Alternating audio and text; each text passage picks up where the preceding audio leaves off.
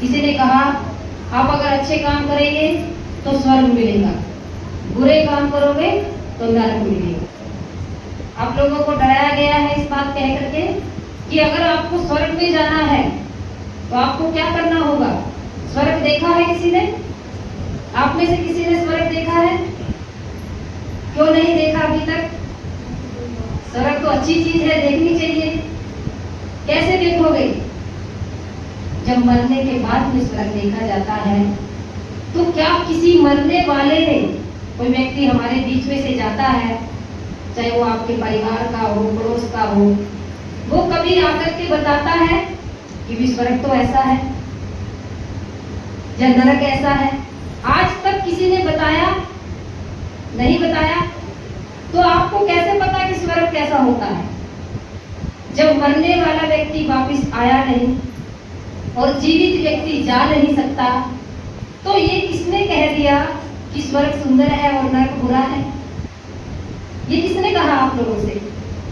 जो लोग आप लोगों को दरिद्र बनाए रखना चाहते हैं, जो आप लोगों को डरा कर रखना चाहते हैं, जो आप लोगों के पैसों को फालतू में बहाना चाहते हैं कि भाई स्वर्ग की सैर करनी है तो इतना चढ़ावा चढ़ाना पड़ेगा, स्वर्ग की सैर करनी है तो ये मन्नत मांगी है इसे पूरा करना पड़ेगा।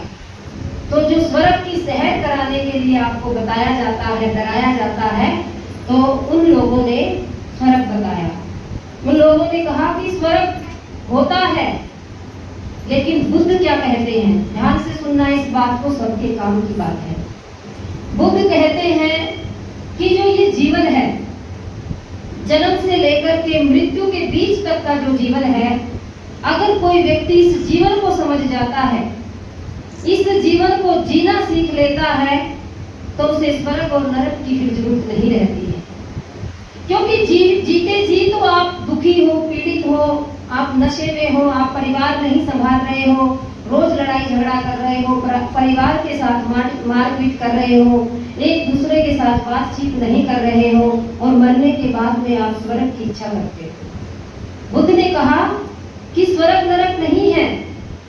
इस जीवन में जो आपको ये जीवन मिला है, जितना भी जीवन मिला है, चाहे वो आपकी 60 साल की उम्र है, चाहे 50 साल आपको जीना है, किसी को नहीं पता कि किसकी मृत्यु कब आ जाए। पता है किसी को? किसी को भी नहीं पता है कि मृत्यु कब आएगी। लेकिन फिर भी हम लोग सतर्क नहीं रहते कि हमें जो ये जीवन है, ना जाने ये सांसें हमारी कब चली जाए, हम इस जीवन को अच्छे से जिए। बुद्ध ने कहा है, इस दुनिया में कोई भी व्यक्ति होता है, चाहे वो कितना भी धन कमाए, कितना भी धनवान बन जाए, कितना भी कुछ उसके पास आ जाए, लेकिन जब वो दुनिया से जाता है तो उसके अच्छे कर्मों को लोग याद करते हैं, उसके कुशल कर्मों को लोग याद करते हैं। आज आप जिन महामानवों की फोटो देखते हो, बुद्ध आज से 2500 वर्ष पहले आए। 2500 वर्ष पहले उन्होंने लोगों के दुख के लिए अपने राजपाट का त्याग कर दिया।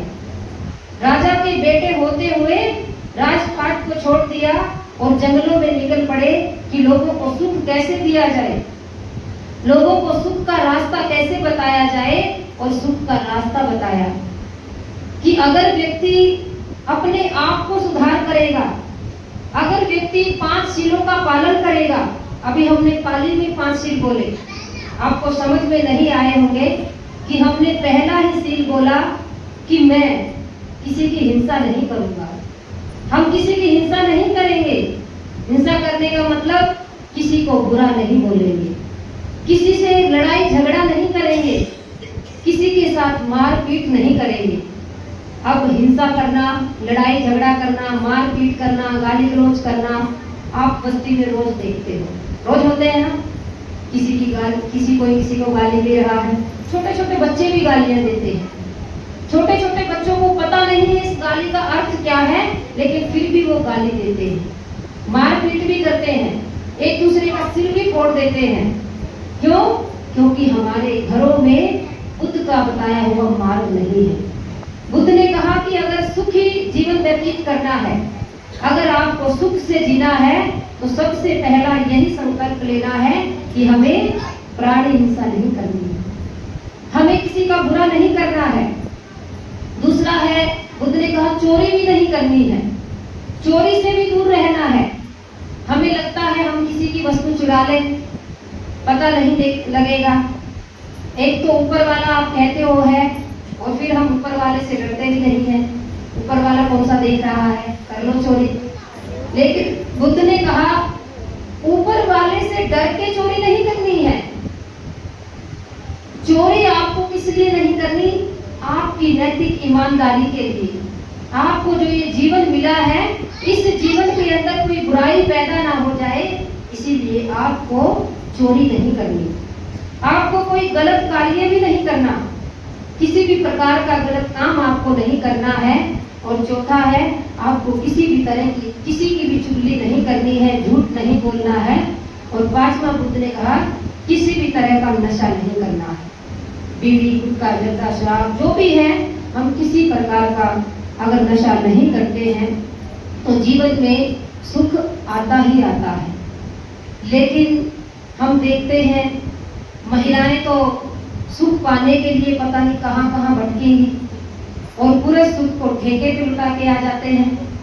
पुरुष जितना भी कमाएंगे सारा चलो भाई दे आओ, और महिलाएं शाम को पूछती हैं सुख कहाँ है, सुख तो चला गया ठेके पे, क्योंकि जो कमाया था वो तो ठेके में दे आए।